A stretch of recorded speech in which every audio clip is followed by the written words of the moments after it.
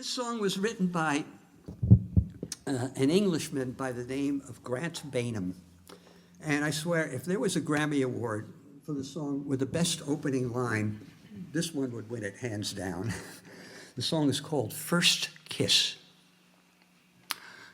The first one ever I kissed, apart from my cousin Janine, who doesn't count because of the wart, was a long-legged, red-headed pearl of a girl whose second name I never quite caught. She was as old as Eve in her eyes and wise in the ways of men. When Rebecca was 11 and I was a tongue-tied four-eyed twit of 10. Her folks had a cozy summer cottage, Coleman stove and proper privy in a shed. We had a ramshackle cabin with a camp bed and a bucket with a curtain round instead. They had a tricked-out Vanagon. We had a clapped-out Chevy van back when Rebecca was 11 and I was a no-account, no-nothing nipper of 10. But ever since then, oh, ever since then, it's never been the same, but it will never be again as when Rebecca was 11 and I was 10. Rebecca in the willow, in the hollow by the river, in the long hot summer of the best year ever, and ever and ever. Amen. Alan said he'd seen down Rebecca's shirt, he said, and what he said he'd seen looked sort of flat. I told Rebecca I didn't care a heck of a lot for stuff like that, and Alan is a brat. She sort of smiles like they shouldn't, like they do, although I didn't know they shouldn't do then. When Rebecca was 11 and I was a new and clueless clown of 10. Follow me down, and we'll climb the pussy willow in the hollow by the shallow river turning. So she climbed, and I followed, and I looked up the leg of her shorts, which at least shows I was learning. And we sat in the willow in the hollow by the shallow of the river where the minnow dodged the pike. And Rebecca put her two tanned arms behind her head and said, "Go on then, you can kiss me if you like." And the golden down on the brown of her skin, and the moon-white star on the point of her chin, and the eucalyptal taste of sin for the first time.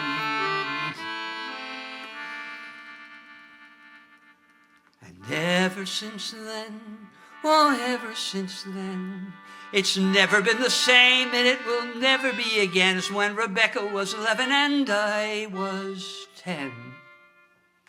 Rebecca in the willow, in the hollow by the river, in the long hot summer of the best year ever, and ever and ever. Amen.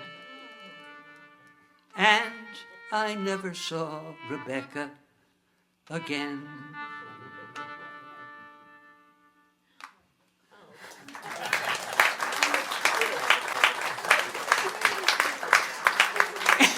Is that not a delicious little song? I didn't write it. It didn't happen to me, but I was there. I am there. I can feel it. Ooh. Grant Bainham. This strange and wondrous device is an English concertina, an instrument I never had any particular urge to own or learn or play until one day I was presented with a bargain I couldn't turn down. Found myself with this black and silver white elephant here. How does it work? I got a whole story about the concertina, but I don't have enough time. I'll tell it. But it's used mostly these days for fiddle tunes, jigs and reels and stuff like that. So I will play you a little set of 3 Irish jigs in honor of St. Patrick in a few days, and preceded by a poem written by a wonderful fiddler named Pete Sutherland, who's a fiddler. He was a guitar player, a songwriter, a band leader, and general high mucky muck in Vermont and the folk world. And I don't recall the circumstances under which I heard him recite this poem, but it occurred to me that it was a poem that I could have written if I could have written it, if you know what I mean. It has that sort of linear, straight-ahead Yankee sensibility that is very much a part of my inner being, even though I was born and raised in New York City. And the song is called, or the poem rather, is called Straight Lines. So I went to her funeral this morning. And I guess that I shed a few tears for a woman, a teacher who'd unwrapped a gift I'd kept hidden for years. Seems I always have loved words and music. Never gave it much thought, I confess. And 'twas she who'd unwrapped the gift of creation in this child, and others, I guess. Seems we should have held hands in a circle, danced and swayed like the wind in the pines. But those eulogies just drowned themselves senseless in that church where we sat in straight lines. Now me, I was raised up in New England. I'm as Yankee as pie and plaid shirt. My roots go way down where the bones of my fathers decay, become one with the dirt. We build fences of field stone and picket. We make arbors for grapevines to cling. We step forward and back in dances that mimic the gardens we plot every spring. With our telescope houses and long barns, with our steeples tall, white, and divine, from here to the hen house or heaven, we measure it all in straight lines. But the curve of the earth gently beckons where another geometry lies, where poetry, music, and art find expression in flashes and crashes and cries, and there are times when I've yearned to bend my hard edges and sing with those free-flying birds. But when I try, it all goes discordant and dark, and I can't make out tune or the words. So I shelter instead in the old rock and refuge of meter and measure and rhyme, for I come from a place where it's still no disgrace to lay out your thoughts in straight lines.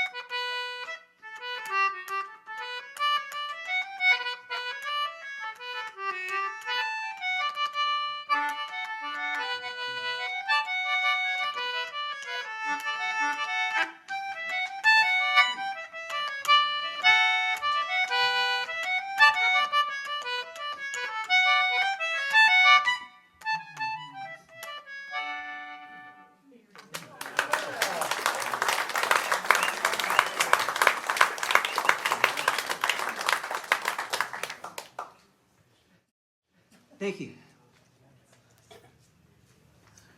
The three tunes were the Top of Cork Road, the High Part of the Road, and the Tar Road to Sligo, otherwise known as the road trip.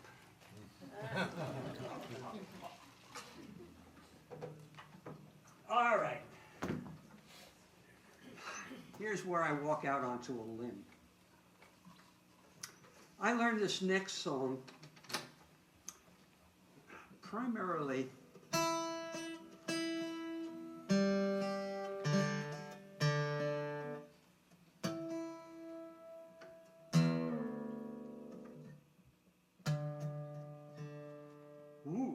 not bad.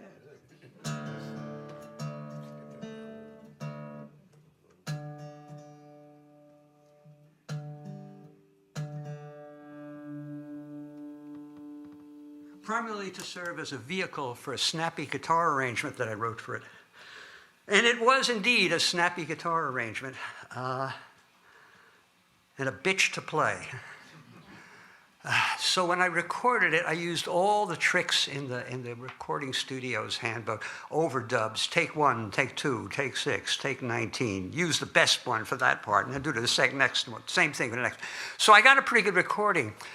But playing it live in concert was always a crapshoot, because every third or fourth attempt, the guitar part would disintegrate into a train wreck. It was very embarrassing. So I pretty much dropped it from my on-stage live performance. However, about several months ago, I ran across a YouTube of me doing it on one of my better nights. And I said, that is a very nice guitar arrangement. I wrote that 15 years ago. I wonder, maybe I'm a better guitar player now than I was then. So I undertook to relearn it, and from scratch. I didn't remember the first thing of how I played. I had to go back to my own sheet music and tablature to figure it all out. And I've been busting my chops on it now for months. I got it to the point now where when I play it at home, it's presentable at least. But when people are watching, all the frets start moving around. So let's see what happens. This is an old song from the Great American Songbook, Walter Donaldson, Gus Kahn, 1928. And most of you will be familiar with it eventually, but not until I get through the introduction that nobody ever hears because nobody ever plays it. So see if you can figure out what the song's going to be before the song comes around. Wish me luck.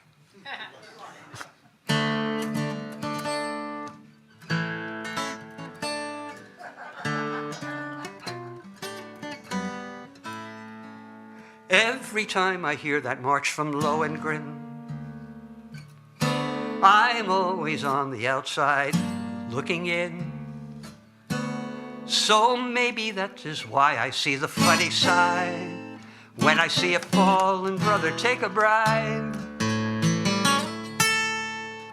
Weddings make a lot of people sad, sure. But if you're not the groom, it's not so bad.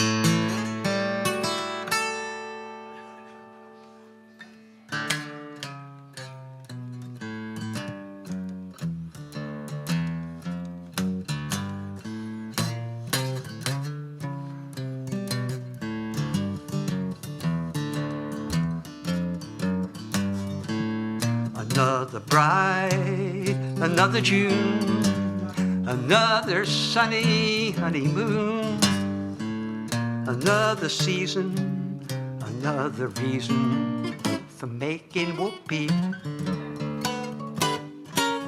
A lot of shoes, oh my little rice. The groom is nervous, he answers twice. Isn't it killing? Oh, they're so willing for making whoopee. Picture a little loveliness out where the roses cling. Picture that same sweet loveness. See what a year can bring. He's washing dishes, oh man, baby clothes. He's so ambitious, God, he even slows. But don't forget, folks, That's what you get, folks, for making whoopee.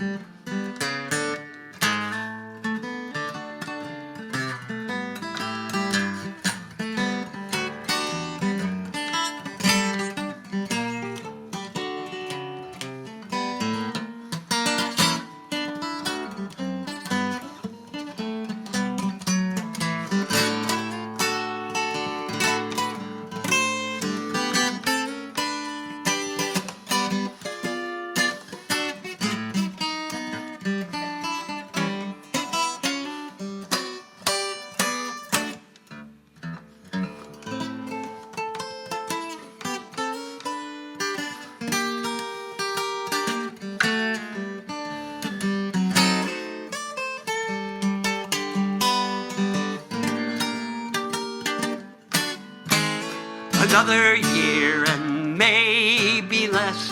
Oh, what's this I hear? Why can't you guess? She feels neglected, and he's suspected of making what him? He would do, of course. No, sir. No.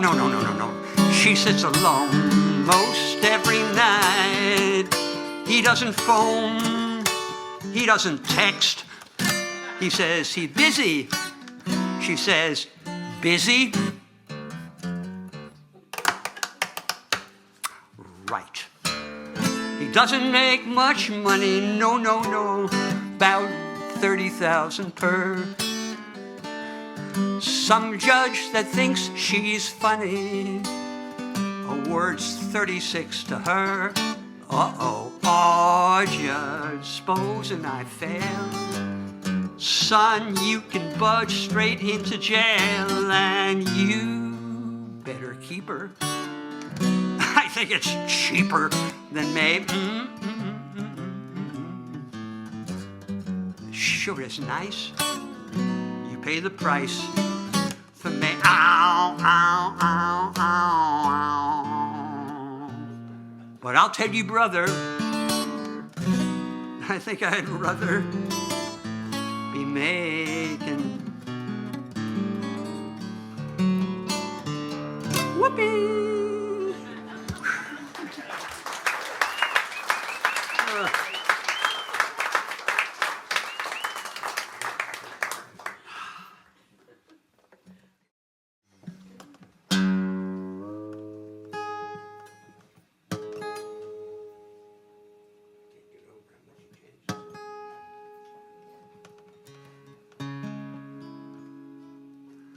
Should I do this one? No, well, actually, I was told that this is a singing audience. Who agrees with that? Not enough people. I'll do that.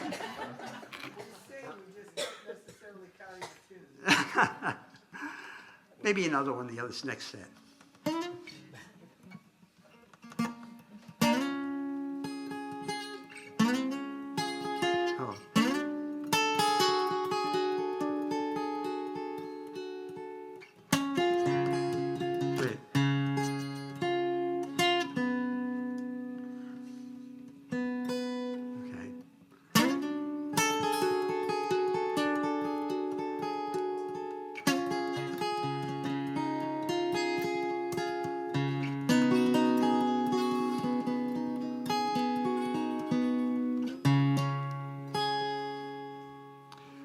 I awoke today and found the frost birched on the town.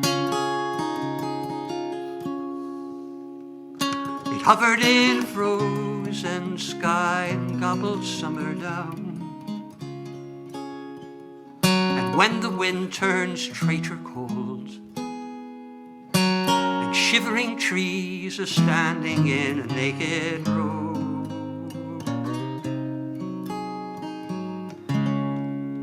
I get the urge for going, never seem to go.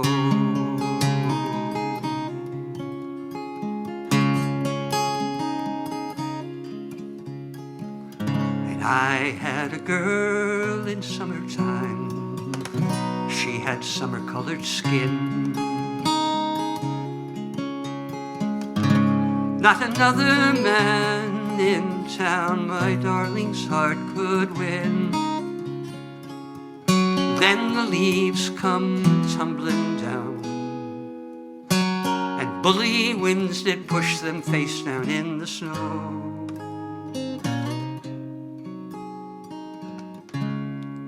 She got the urge for going, had to let her go.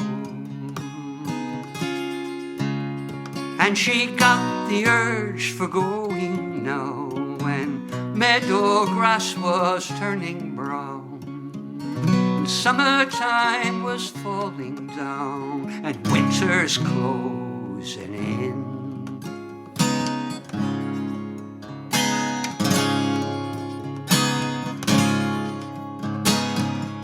And the warriors of winter breathe a cold, triumphant shout.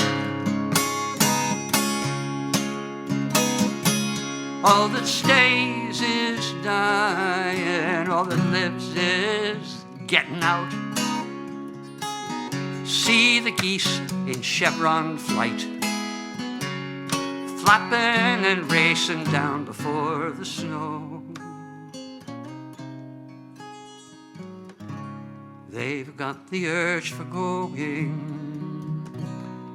got the wings to go.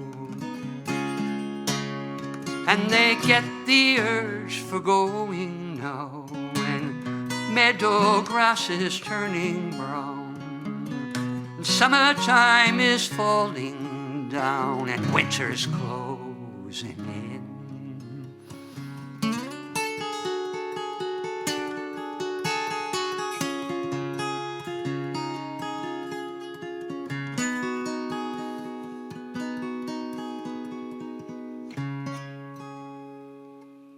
And so I'll ply the fire with kindling, and pull the blankets to my chin.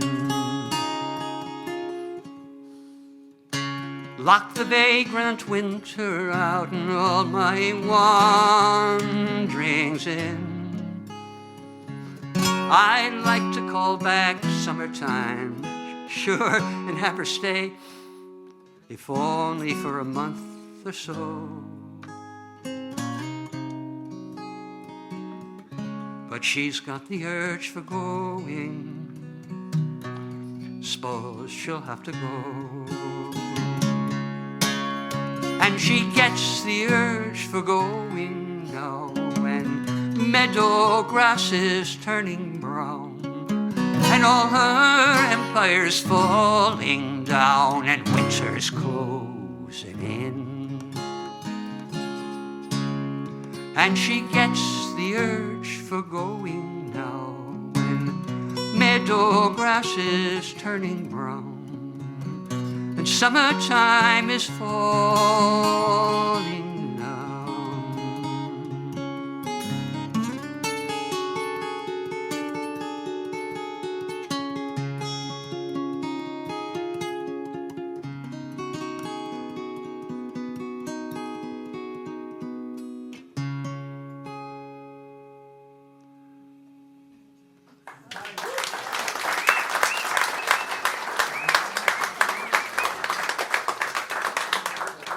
Joni Mitchell.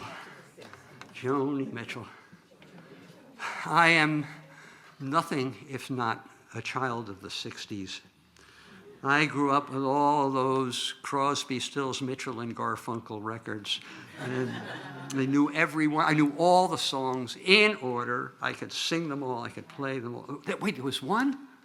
Oh, wait a minute. How did it go? Hold it.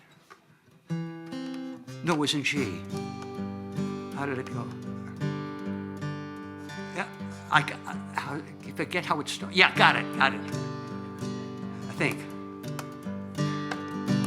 Buster Flat and Baton Rouge, West Virginia, with $1 in my hand. I'm sitting in the railway station, waiting for a train. I ain't sleepy and there ain't no place I'm going to. Take me home where my thoughts escape, and home where the deer and the antelope I'm the train they call the city of New Orleans. Where I'm bound, I can't tell. And the good times are all gone. So I'll follow the sun, something like that. And as I look around me at the four gray walls that surround me, well, already I'm so lonesome I could cry. I've looked at love from both sides now, seen sunny days I thought would never end. If I was a carpenter, I'd hammer in the morning. The answer, my friend, is blowing in the wind. And rock-a-bye, sweet baby Jane. I don't know, something like that. It was really... It's all mixed up in here.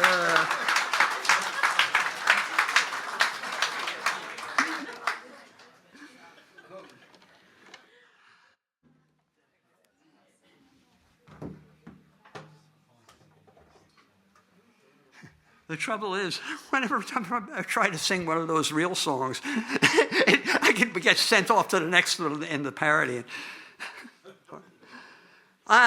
Those of you, there's not many. How many of you have seen me perform before? Not many. Well, I am a storyteller as well as a musician. And most of my stories are recitations, stories in rhyme. Think Casey at the bat. But here's one that I didn't write. I got this one from the February 1978 issue of Playboy magazine, which just goes to show you I looked at more than the pictures. And this was written by Shel Silverstein. And it's called The Smoke Off. In a laid-back California town of sunny San Rafael lived a girl named Pearlie Sweetcake. You probably knew her well. She'd been stoned 15 of her 18 years, and the tale was widely told how she could smoke 'em faster than anyone could roll. Now, her legend finally reached New York in that walk-up Grove Street flat wet where dwelt the Calistoga Kid, a beatnik from way back. With long brown lightning fingers, he takes a cultured toke, says, "Hell, I could smoke 'em, but roll 'em faster, man, than any chick could smoke. Here, take this." So word gets sent to San Rafael. For the championship of the world, the kid demands a smoke-off. "Nah, bring him on," says Pearl. "I'll grind his fingers off his hands. He'll roll until he drops," says Calistoga. "I'll smoke that twist till she blows up and pops." So they rent out Yankee Stadium. And the word is quickly spread, "Come one, come all, who walk, who crawl, price just 2 lids ahead." So from every town and hamlet, by land and sea they speed, the world's greatest dopers with the world's greatest weed. Hashishers from Morocco, hemp smokers from Peru, and shamniks from Bagoon who puff the deadly poogaroo, and those who call it light of life, and those who call it boo. So, see the dealers and their ladies dressed in turquoise, lace, and leather. See the narcos and the closet tokers puffing all together. From the teenies who smoke legal to the ones who've done some time, to the old man who smoked reefer back before it was a crime. And that grand old house that Ruth builds is filled with smoke and cries of 50,000 screaming heads all stoned out of their minds, and they play the national anthem, and the crowd lets out a roar, and the spotlight hits the Kid and Pearl ready for their smoking war. And on a table, piled with grass and Everest of weed, just the tops and buds of the rarest flowers, not one stick, stem, or seed. Maui Wowie, Panama Red, Acapulco Gold, keef from East Afghanistan and rare Alaskan cold, sticks from Thailand, ganja from the islands, Bangkok's Bloomin' Best, and some of that wet imported shit that capsized off Key West, Waxahachie tops, Kenya Bong, Riviera Fleurs, and that fine Manhattan silver that grows down New York sewers. Oh, and there's ice-cold bubbling lemonade and sweet grapes by the bunches and Hershey bars and Oreos, in case anyone gets the munchies. And the Calistoga Kid, he sneers, and Pearlie, she just grins, and the drums roll low, and the crowd yells, "Go!" and the great smoke-off begins. Kid flicks his magic fingers once, and first joint's rolled. Pearl takes one hit with her mighty lungs. The roach is cold. Kid rolls up his super bomb that'd paralyze a moose, and Pearl, she takes one super hit, and the bomb's diffused. Kid rolls up 3 in 10 seconds flat, and she smokes him down in 9. And everyone sits back says, this just could take some time. So see the blur of flying fingers, see the red coal burning bright as the evening turns to morning and the morning fades to night.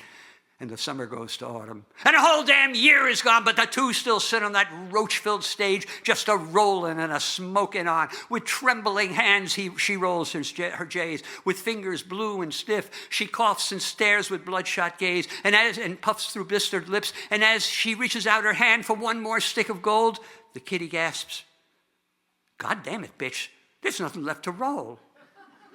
Nothing left to roll, screams Pearl. Is this some twisted joke? I didn't come here to screw around. I come here to smoke. So she reaches across the table and grabs his bony sleeves and crumbles him between her hands like dried and brittle leaves, flicking out the teeth and bones like useless stems and seeds. And she rolls him in a zigzag and lights him like a roach. And the fastest man with the fastest hand goes up in the puff of smoke. In the laid-back California town of sunny San Rafael lives a girl named Pearly Sweetcake. You probably know her well. She's been stoned 21 of her 24 years.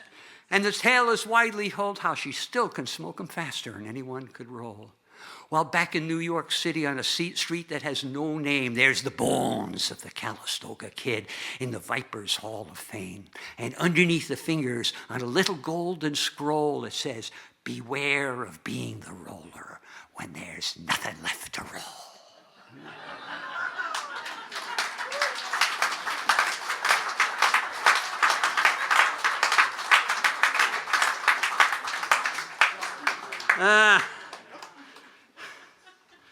All right. Well, I'll do one more. We'll take a break. I have some CDs for sale. This place is a magic place. It's a magic. I drove in here and it looks like some optimist picture of suburban New York, no, suburban U.S. It's like, and people come in here and they bought CDs. They bought CDs. Nobody buys CDs anymore. And they bought my CDs before they even heard me. It's a shame that people don't buy CDs anymore because there's an art to the CD that everyone's sort of forgotten. It's more than just a collection of songs. It has an arc to it, a flow. Not unlike the set you just heard. There's varying type of things. One will lead to the other. One will be contrast to the other. And mine are well produced. And they're all like that. They all have all sorts of different stuff. And it's like the White Album. It's a 50-minute listen. And they're good CDs. And also, you can download my music from iTunes. And you do that, and iTunes will send me 0.014 cents. And that works for Taylor Swift, but not for your local traveling journeyman musician. So, and also I can't autograph a download. So please consider doing it. And also, when you're there, sign my mailing list. My mailing list has,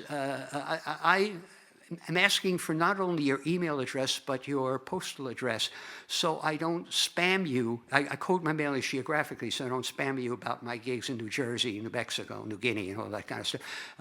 If it's within reach, you'll get the message, and if it isn't within reach, I'll be kind to your inbox. All right. All right, this is one you can sing. I won't have to teach you.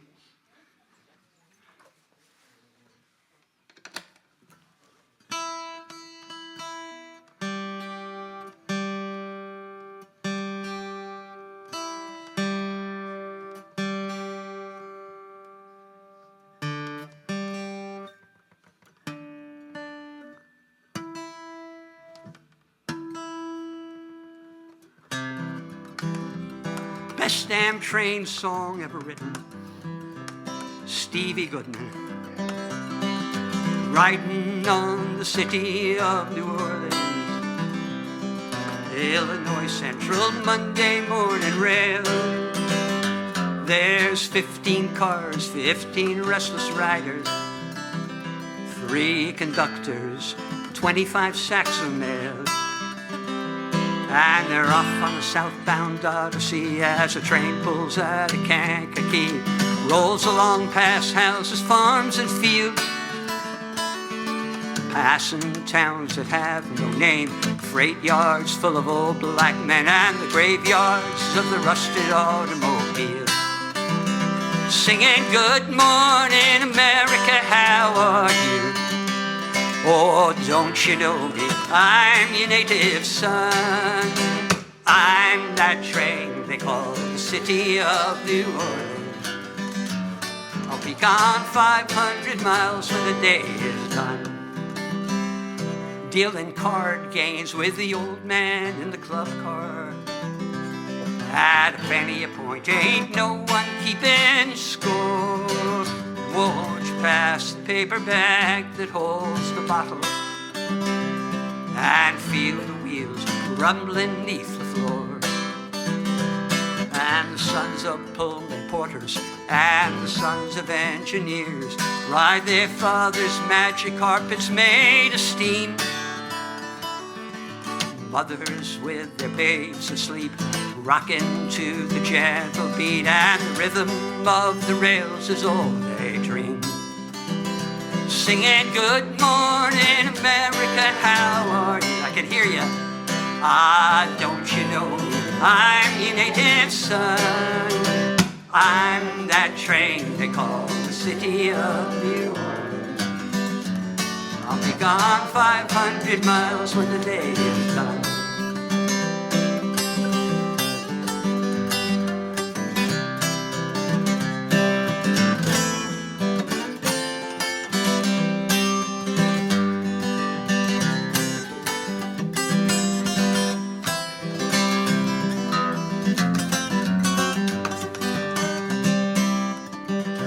But it's twilight on the city of New Orleans.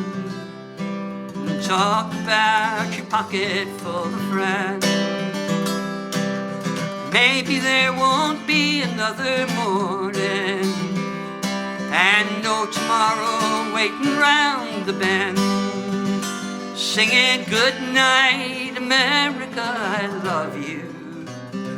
Oh, don't you know me, I'm your native son. I'm that train they call the city of New Orleans. I'll be gone 500 miles when the day is done. Well, it's nighttime on the city of New Orleans. Changing cars in Memphis, Tennessee. Halfway home, we'll be there by morning. Through the Mississippi darkness, rolling down to the sea. And all the towns and people seem to fade into a bad dream. And the steel rails still ain't heard the news. The conductor sings his song again. Passengers, oh please refrain. Hey, this train's got the disappearing railroad. Singing, good morning, America, how are you? Oh, don't you know me, I'm your native son. I'm that train they call the city of New Orleans. I'll be gone 500 miles when the day is done. You sing it!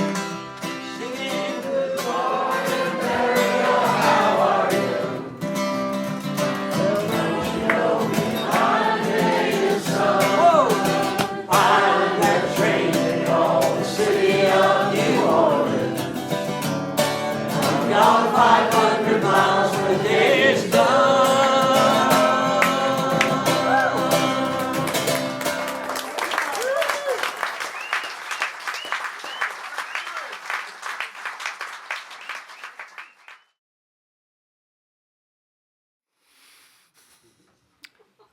Reincarnation by Wallace McCrae.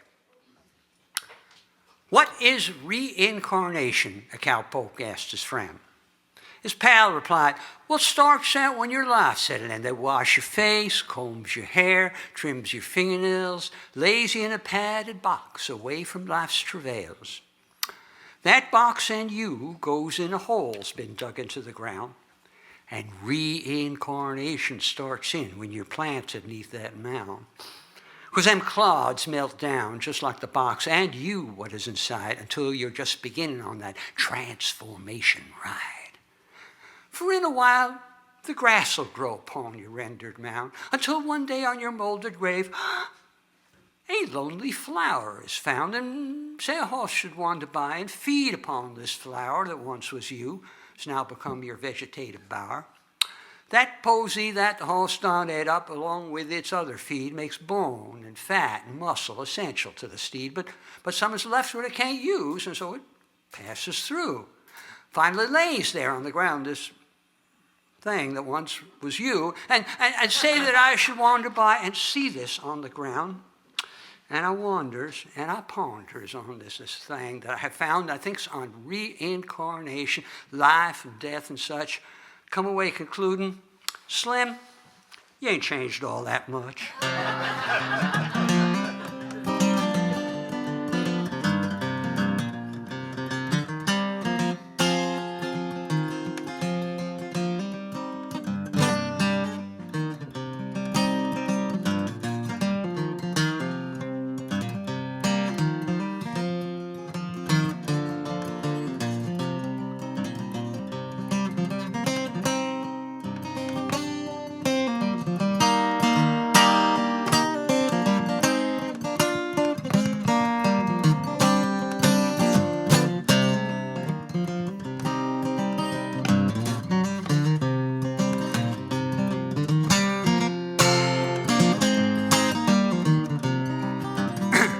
I am a poor, wayfaring stranger, traveling through this world of woe.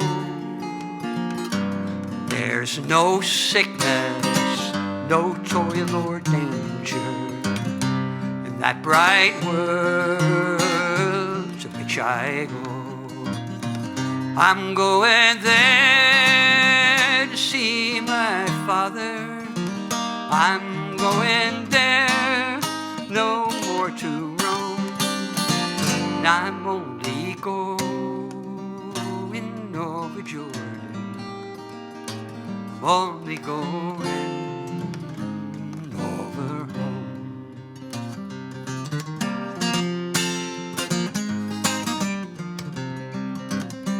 I know dark clouds will gather o'er me.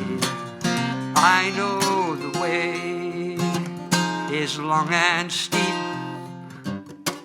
but it just feels rise just before me, where souls redeem their vigils keep. I'm going there to see my mother. She said she'd meet me when I'd come. I'm only going over Jordan. I'm only going over home.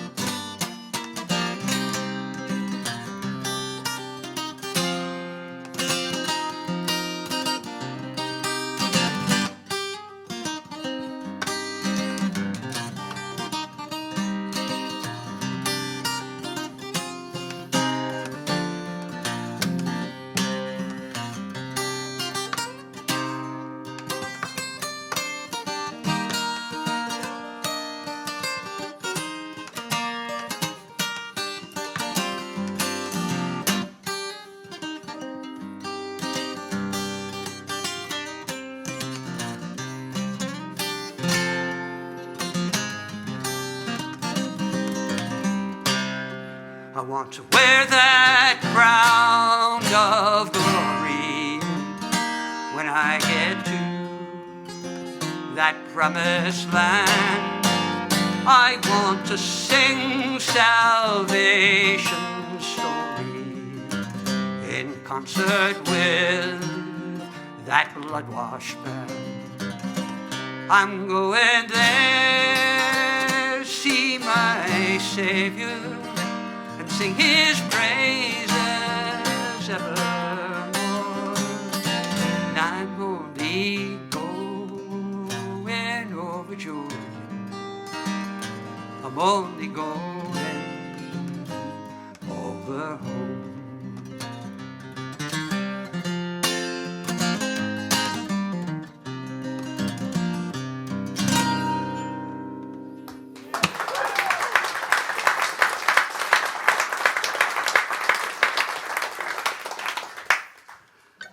Well, again, in honor of St. Patrick's Day, I will sing you a little Irish song, preceded by a little Irish joke. So Sean is into his third Guinness.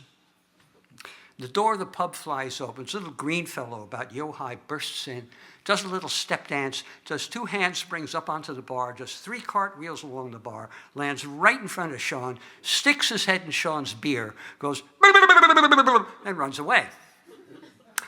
And Sean is understandably displeased with this turn of events, so he levers himself off the bar stool, chases the little fellow down a corner, grabs him by the scruff of the neck, says, look, you can't be doing this. You can't be bursting in here, sticking your head in somebody's beer and going, oh, yes I can, yes I can, yes I can, because I'm a leprechaun and we can do whatever it is we like. Leprechaun, is it? No. Well, that's as maybe. But whenever if you do that again, I'm going to take you by a little green belt, pull down your little green trousers, grab you by a little green weenie, swing you around me head 3 times and pitch you right out that door over there. I am saying, no, you can't, no, you can't, no, you can't. Because leprechauns don't have weenies. Huh? Leprechauns don't have weenies? How on earth then do you pee? Oh, simple. We go...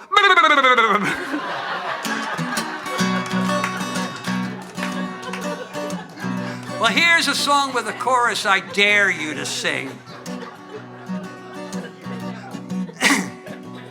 One day a beautiful princess was walking through the bog, when who should she meet on a slab of peat but Fred the talking frog. Oh, the top of the morning to you, miss. Hello, hello, cries he. I'd be glad, you know, if you'd stop a mo and listen close to me, because I've been bewitched and I'm needing a royal miss, such as your lovely self, to give this ugly mug a kiss. Such a metamorphosis will then ensue, I'll tell you true, and I'll turn back to a handsome prince and straightway marry you.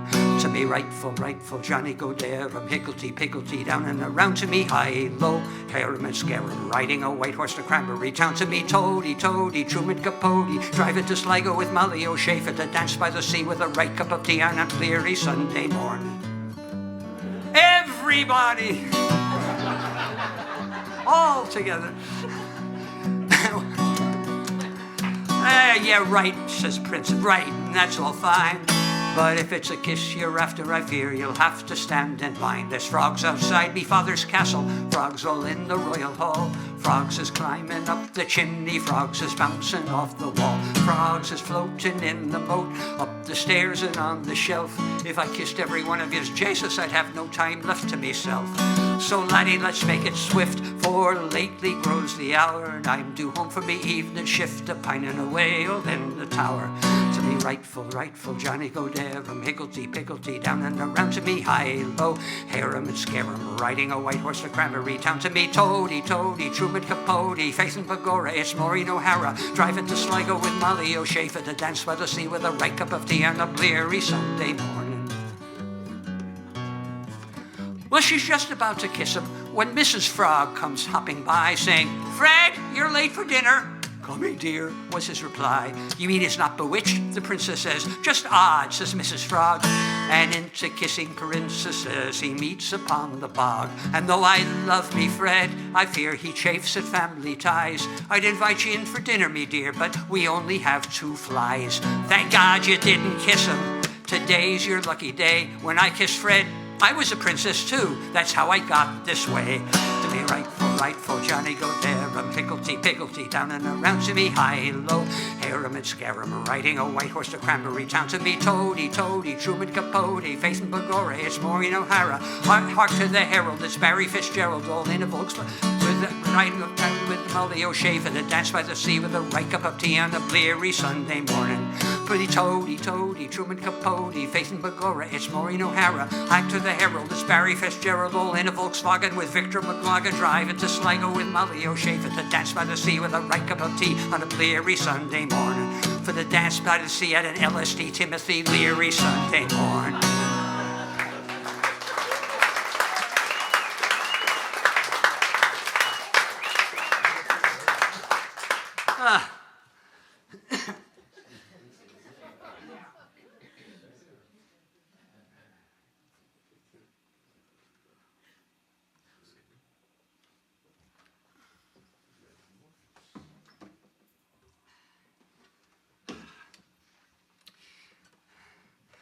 Well, here's a song by one of my all-time favorite hidden gem source.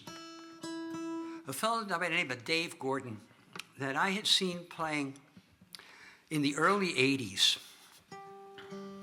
And he had been afflicted with some sort of neurological disease that had left him blind by the time I had seen him and killed him only a few years later, somewhere in his 30s, quite young. And he left this legacy of 5 LPs of brilliantly written songs that never got digitized, never got onto CD, never got onto YouTube, and I got them. And I just dig into that treasure. Some of the things I really like about his writing, and you'll see that in this song. 1, every rhyme rhymes perfectly. Every syllable falls directly on the melody, the scansion of the melody, without stretching or squeezing it to make it fit. That sort of craftsmanship of writing is sadly missing from a lot of today's songwriters. Secondly, his wonderful turns of phrase in the lyrics. And thirdly, his great feel for the common man. And this, you'll see that in this song of his called Dust-Eaten Cowboys at the Rear of the Herd. I laid in some wages, went out on a spree. Whiskey and women got the better of me. 'Cause you might as well reach for the man in the moon as to reach for the girls at the Red Dog Saloon. 'Cause they're too hot to handle and too cold to touch, and a $2 kiss is a little too much. The handsome young dandies are always preferred to the dust-eaten cowboys at the rear of the herd.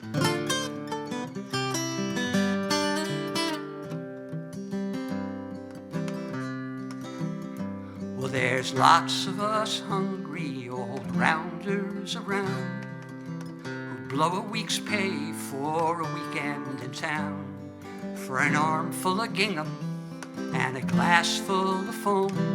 Now we're hustling for train fare to get us back home. And they sold off the prairie for a fistful of change. Now there's barbed wire fences all over the range. Before they done business, they should have conferred with the dust-eaten cowboys at the rear of the herd. Well, there's lots of folks out there who want to do right, but some of you fellers ain't trying tonight. Well, I'd give my right arm and the other one too if I could do better like I never do. And I can't help but think as the chapel bell chimes that Peter himself denied Jesus 3 times. If you get to heaven, put in a good word for the dust-eaten cowboys at the rear of the herd. Last night when I was out riding the graveyard shift, midnight till dawn, the moon was as bright as a reading light for a letter from an old friend back home. And he said, why do you ride for the money? Why do you rope for short pay? You ain't getting nowhere and you're losing your share. Ah, you must have gone crazy out there. He said, last night I run into Ginny. She's married, she has a good life. Boy, you sure missed the track when you never look back. She's the perfect professional's wife. And she says, why does he ride for the money? Why does he rope for short pay? He ain't getting nowhere and he's losing his share. Man, he must have gone crazy out there. Oh, but they've never seen the northern lights, never seen the hawk on the wing, never seen spring hit the great divide. Ain't never heard old camp cookies sing. Well, I read up the rest of my letter, tore off the stamp for Black Jim. When Billy rode up to relieve me, he just looked at my letter and grinned. And he said, why do we ride for the money? Why do we rope for short pay? We ain't getting nowhere, we're losing our share. Man, we all must be crazy out there. Oh, but they've never seen the northern lights, never seen the hawk on the wing, never seen spring hit the great divide. Sure ain't never heard old camp cookies sing. Sounds kind of like this. Lord, yeah, Lord, yeah, Lord, Lord, Lord, yeah, Lord, Lord, yeah, Lord, Lord.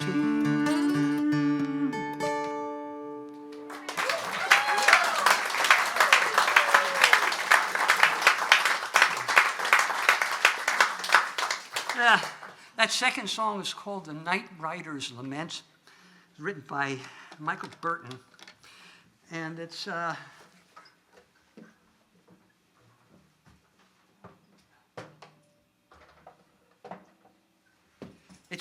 sort of one of the standard songs of the contemporary Western repertoire of folk songs.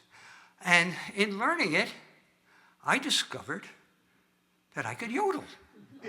I didn't know I could do that. And I realized that I have been blessed by God with a tremendous power.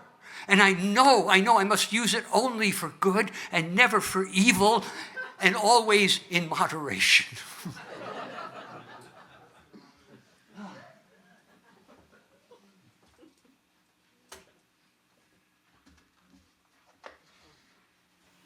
Yeah.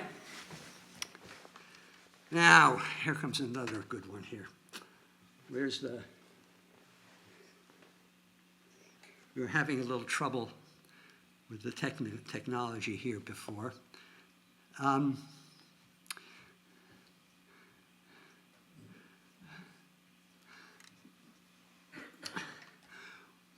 This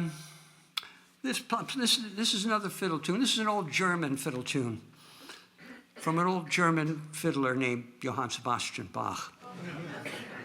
I understand he was a pretty good fiddler. He must have been if he could play some of the stuff that he wrote. Something that was just brutal. When I was in high school, I had a friend by the name of Ramsey Amin who was studying classical violin, and I was over at his house, and he played me an LP of Bach's Concerto in D minor for 2 violins, and it was the most beautiful piece of music I had ever heard in my life. And I envied him the ability to be able to at least play part of that stuff because, he played violin and I didn't.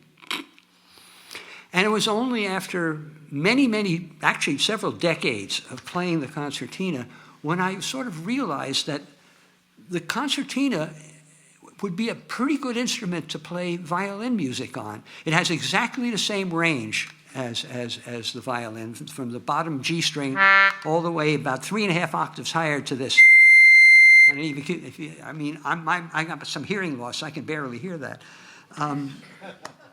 And it's a sustained note instrument. That is, a note doesn't die down like a guitar string. So I started learning some Bach music, Bach violin music on the concertina. And I remembered the Bach double that Ramsey Amin played for me. And I said, how am I going to play that? Well, this is what I did. I learned the second violin part and recorded it, to which I added the cello part played by Liz Cabrera, a good cellist friend of mine. So, and we put that on my trusty, dusty iPhone. So between Liz and me, if all goes well, we will play you the first movement of the Bach double. Let's see what happens. Ramsey would be so happy. Yeah, he was Egyptian by birth. Let's see, is this going to come out?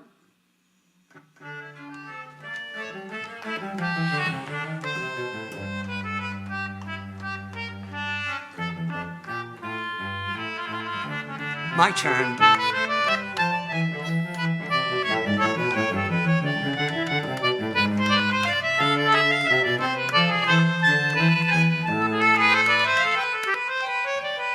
Take it, Liz.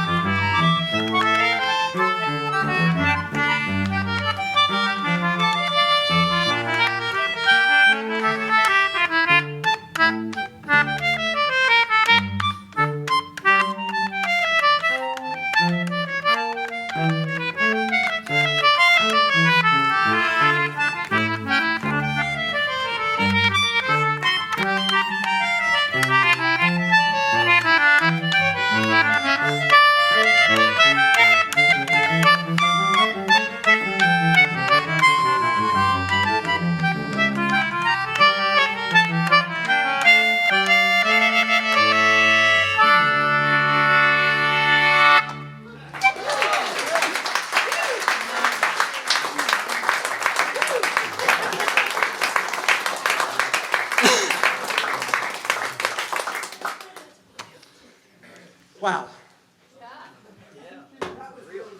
Thank you.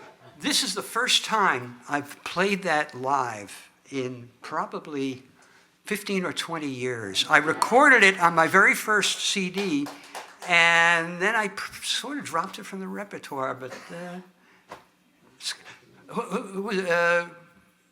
Duke Ellington said there's really only two kinds of music, good music and bad music. It may not be folk music, but it's good music. All right. I promised you one of my recitations. This story, all right, what do I do with the finger picks? I'm either going to have to learn how to play guitar without finger picks or play concertina with finger picks. It'll save me a lot of time. This is a story about the radio. In the 50s, FM technology was advanced to the point where it was commercially viable. And everybody knew it was infinitely superior to AM, better fidelity. You could play in stereos, greater dynamic range. So all the radio stations started getting FM transmitters. But there were very few FM receivers out there. So, and the FCC had dictated that that the stations were not permitted to play the same programming on the AM and FM bands except for the news. So they had to fill up this FM band with music. And what many stations did was to get musical files. That's probably not a word, but I made it up. You know what I mean. People who knew music intimately, all sorts of different genres, and said, go in the studio, play stuff, fill up the airways. We don't have any advertising dollars coming in on FM, but eventually we will. And meanwhile, we want to have some programming. And this ushered in that Camelot era of freeform radio that in the right hands could be magic. It was this wonderful stuff of Bach followed by Cajun or who knows what all else. And in the wrong hands, it was dreadful. But during the 60s, more and more people got FM sets, and there were more listeners, and the stations, in order to increase their advertising dollars, wanted more listeners, so they kind of put the clamps on these freeform DJs. And that's the era that this takes place in. It's called the Ballad of the Sandman.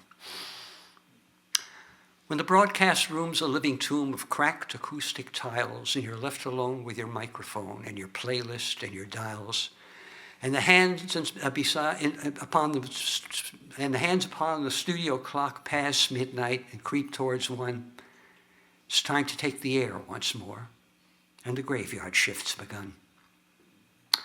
The day shift and the engineers have all left hours ago. You close the heavy soundproof door and set your board aglow. Cue the first 2 records up, settle in your chair, uncap and snap the transmit switch, and you're on the air. There's magic in the radio, enchantment in the ether, a power born of mind and brain and yet a part of neither, a power to be reckoned not in kilowatts or joules, Joules, a means to let a single voice touch 500,000 souls. But when you work that graveyard shift from 1 a.m. to 5, you start to doubt that anyone's out there or alive. The halls are lifeless, phone is dead, and there's nothing quite so lonely as to call with kilowatts and reply here, silence only. They usually stick the rookie jocks in a lonely graveyard slot, but me, I broadcast nights by choice. I like that shift a lot. Because when I get the lonelies, as I do from time to time, I recall the Sandman's final show of 1969. 1960s radio was awful at its best. I grew up with Cousin Brucey and the Wolfman and the rest, and between the fast talk and the hype and the acne lotion jingle and station breaks with sound effects, I'd maybe play a single. But that was all there was back then, and that was all we had. And nostalgia finds a way to sift the good from all the bad. And so intertwined was radio with fond scenes of my youth that it's tinted with a rosy glow that overlays the truth. Oh, and summer parties at the beach and every high school date, those midnight drives and my dad's olds and studying till late. They're all movies in my memory. And behind them, I still hear the Beach Boys and the Beatles and the Motown, oh, so clear to the counterpoint of DJ hype and ads for Rheingold beer. But then in '67, FM burst upon the scene. What once played only Bach and Brahms became a rock fan's dream. Between the sparse commercials, they played 3 songs in a row. Album cuts, full-length versions played in stereo. And gone was all that mile-a-minute brainless DJ chatter and singing station breaks and other oral fecal matter. Instead, these guys with wit and charm told what they had to tell and spoke as if they thought that I might have some brains as well. I got to know them all by voice that summer. And come fall, I'd hung around the station till I came to know them all. Bill Clancy in the morning slot, Aunt Stacy, Charlie West, and the Sandman. Now, he was different and apart from all the rest. Paul Sandman did the overnights. He had a special style. He was older than the others, been around a while. He'd segue different album cuts in a stream of consciousness run, play theme sets, live concert tapes. Boy, he made listening fun. And though he must have known my name, he always called me Kid. But he let me watch him work and explain the things he did. And once or twice, he snuck me in the studio late at night and let me cue the tapes and records up to my delight till I wandered back home bleary-eyed as it was getting light. And while the records spun, he sat and talked of days gone by when radio was younger. So was he, so was I. While round his lonely Kansas farmhouse snowdrifts blew and curled, the radio was a living color window on the world, he said. There was magic in the radio, enchantment in the ether, a power born of mind and brain and yet a part of neither, a way to take you miles and years by means unknown to science. But it's just become a jukebox, nothing more than an appliance. I could tell you got the itch, kid, that you'd like to be a jock. Give it up. Magic's gone. There's nothing left but schlock. You deal with all the crazies and the drugged-out suicide calls, and the sponsors and the FCC have got you by the throat. And programming tells you what to play, and they take no denying. You eat copy advertising crap you never think of buying. The days are long, the pay is squat, vacations are... But then, the cut would end, and he'd face the mic and weave magic once again. Sure enough, he read me right. I guess he could recognize a little of his own obsession shining from my eyes. And when I left for school that fall in higher education, my first step was to make a beeline for the radio station. Throughout my freshman year, I learned the ropes and paid my dues. I engineered, did commercials, swept, read the news. By the time I was a sophomore, I'd earned a weekly show. I was on the graveyard shift, but I was on the radio. And I learned Paul Sandman was a name that every DJ knew. The Trade Rags did a story. He got a piece in Newsweek, too. And sometimes playing album sides from my desert station, I'd tune in for his show from my headphones just for inspiration. And so it was on New Year's Eve of 1969. School was out, they'd all gone home. Station was all mine. Yep, there was I, the rookie jock, left holding down the fort, well stocked with day-old pizza pie and coffee by the quart. They had me working triple shift from 8 p.m. to 8, playing records no one listened to while partying till late. And CBS had hooked lines across the country to Times Square. And at midnight, I'd tune into a live broadcast from there to hear the famous ball come down and ring in the new year. By 11:10, it got so dead, you just could not believe. Who the hell's listening to the radio New Year's Eve? So I queued up Tommy. That would kill a half an hour or so. Kicked off my shoes, plugged in my phones, tuned in the Sandman Show.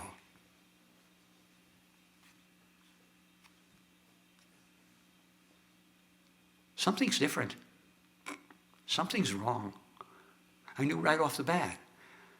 He's playing straight top 40. His voice is sounding flat. There's dead air between his cuts and his spots all run too long. Inside of 15 minutes, I knew something there was wrong. I let him start a record and dialed up his private line. He answered with his call letters, and I replied with mine. Well, hiya, kid. Hey, tell me, ain't you got a better way to spend your New Year's Eve with some busted-down DJ? Well, heck no. I'm on the air myself. I've got lots of time, and I listen to your show because it's better far than mine. But tell me, Sandman, what's with you? Is everything all right? It seems as if you're somewhat off your stride tonight. Everything is not all right, he answered with a frown. The Arbitron reports came out, and our ratings have gone down. And Harry Stein in programming has determined that the way to get the ratings back on top is dictate what I play. So here I sit with list in hand that says at 10:15 I should play the Righteous Brothers, followed by the Cream, and then a public service spot, and then some Moby Grape. They don't need a DJ to put this crap on tape. It's December 31st. The year is coming to an end, and with it ends a decade, and an era too, my friend. And in 27 minutes, I'll switch over to Times Square. But when I return in 70, you tune in if you care to hear how good the radio could be, if it would dare. He broke off at that moment to cue up another platter, and I said goodbye. The Who were almost finished, for that matter. And exactly 27 minutes later, more or less on cue, I flipped a switch to hook us in with CBS. And while thousands in New York bade fond farewell to 69, and Guy Lombardo and his orchestra played Auld Lang Syne, I raised my slice of pizza in salute to the new year, and once more to the Sandman at the end of his career. When the network show was over with, I went back on mic. I did some inane comment about the future and the like. Did a station break, queued a record up, and then plugged my headphones in and tuned the Sandman in again. Welcome, he began, to 1970 radio. You've noticed recently a certain blandness to this show? Seems Harry Stein has determined what your music taste should be. Well, fuck you, Mr. Harry Stein.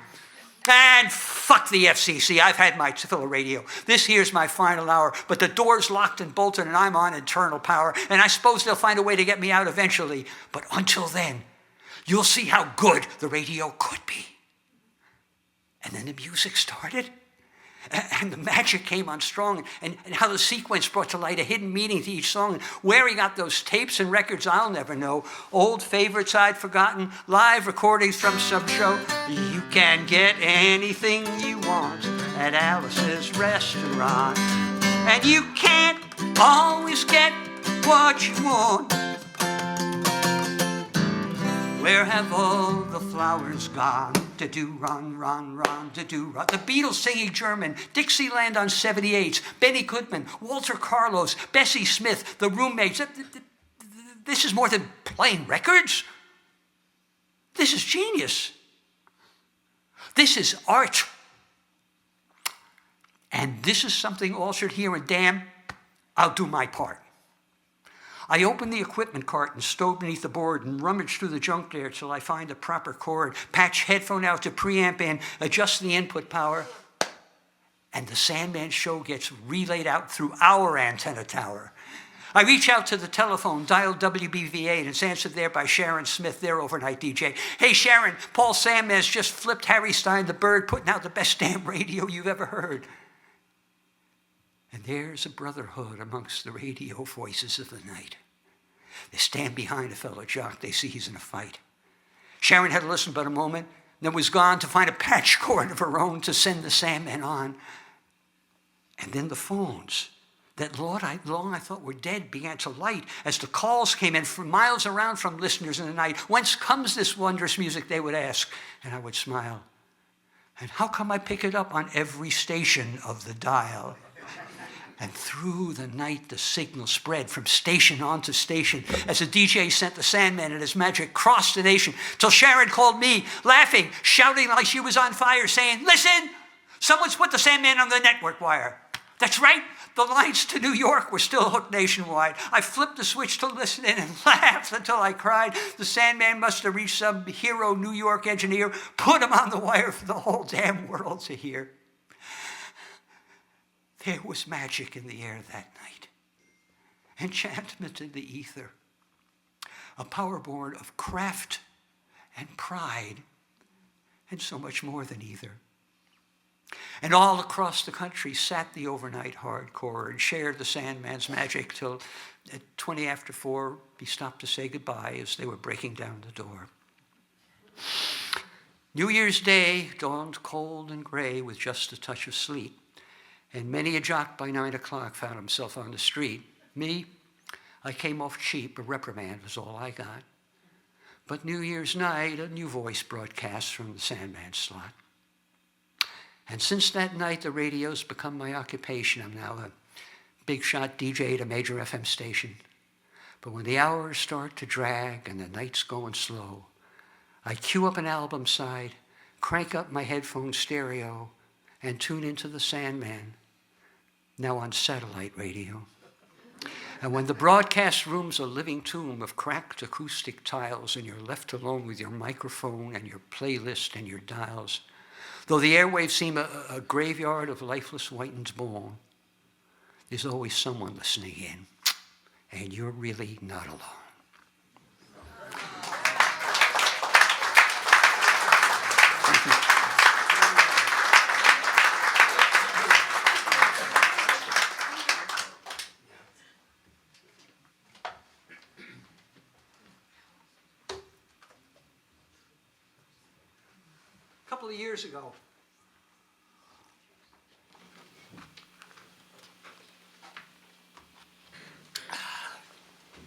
A couple of years ago, I published a little book of my recitations that's on sale here along with the CDs.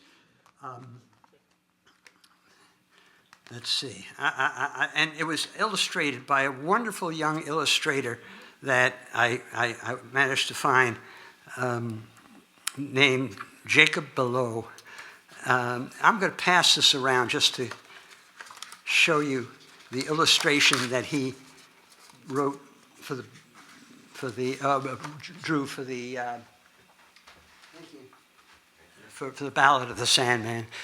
And in the book, there's also some tips about memorizing and tips about how to produce something like that. Thank you so much for coming to someone you had not heard. I was so gratified to see all you people. Thanks for clapping. Thanks for singing. I'll finish this off.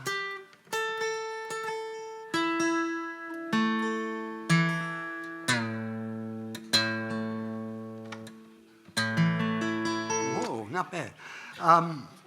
I will, and this is my favorite song from my favorite folk singer all time, Stan Rogers.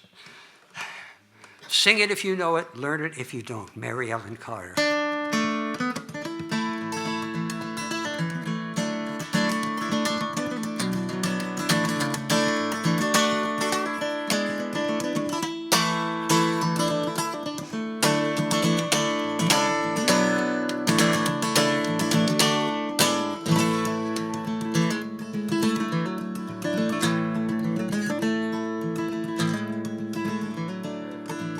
She went down last October in a pouring, driving rain. The skipper, he'd been drinking and the mate, he felt no pain.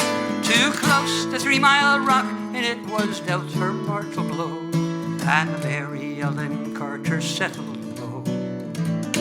There were just us 5 aboard her when she finally was awash. We'd worked like hell to save her, all heedless of the cost. And the groan she gave as she went down, it caused us to proclaim that the Mary Ellen Carter rise again, rise again, rise again. That her name not be lost to the knowledge of men.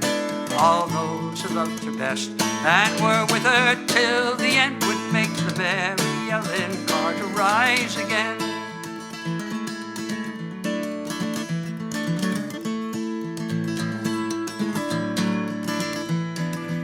How's the next verse go? never.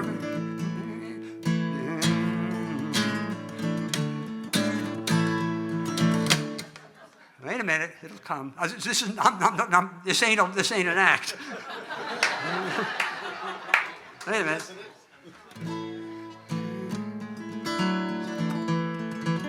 Got it. Well, all spring now we've been with her on a barge lent by a friend. 3 dives a day in a hard hat suit, and twice I've had the bends. Thank God it's only 60 feet and the currents here are slow, or I'd never have the strength to go below. But we patched her rents, stopped her vents, dog hatch and porthole down, put cables to her fore and aft and girded her round. And tomorrow noon we hit the air and then take up the strain, make the Mary Ellen Carter rise again, rise again, rise again, that her name not be lost to the knowledge of men. All those who loved her best and were with her till the end would make the Mary Ellen Carter rise again.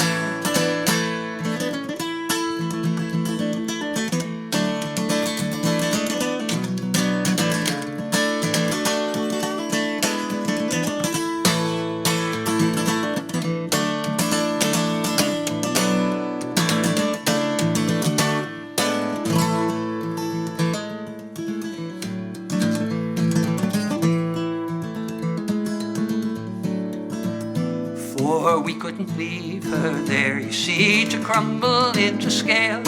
She saved our lives so many times, living through the gale, and the laughing drunken rats that left her to her sorry grave, oh, they won't be laughing in another day.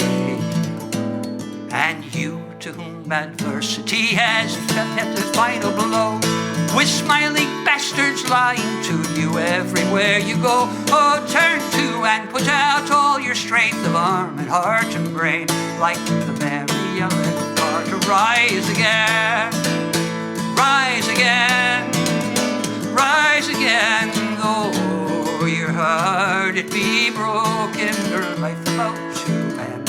No matter what you've lost, be it a home, a love, a friend, like the Mary Ellen Carter, rise again, rise again, rise again. Though your heart it be broken, her life about to end. No matter what you've left, be it a home, a love, a friend, like the Mary Ellen Carter, rise again.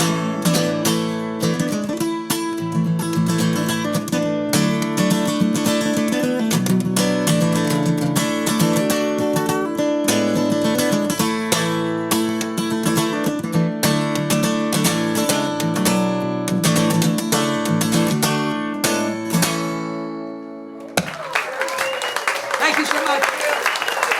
See you at the table over there. Thank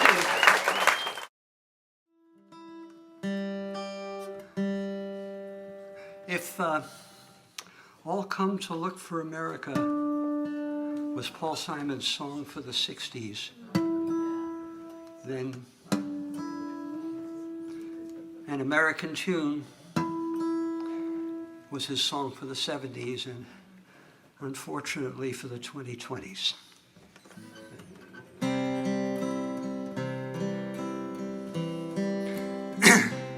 Many's the times I've been mistaken, yes, and many's the times confused, yes, and I've often felt forsaken and certainly misused. But it's all right, it's all right, I'm just weary to my bone. Still you don't expect to be bright and bon vivant so far away from home, so far away from home. Don't know a soul that's not been shattered. I don't have a friend who feels at ease. Don't have a dream that's not been shattered and driven to its knees. But it's all right, I guess it's all right, for we've done so well so long. Still, when I think on the road we're traveling on, I wonder what's gone wrong. Can't help but wonder what's gone wrong. And I dreamed I was dying, dreamed that my soul rose unexpectedly, and looking back down on me smiled reassuringly. And I dreamed I was flying high up above. My eyes could clearly see the Statue of Liberty sailing away to sea. And I dreamed I was flying. We come on a ship they call the Mayflower. We come on a ship that sails the moon. We come in the age's most uncertain hour and sing an American tune. But it's all right, it's all right, it's all right. We can't be forever blessed.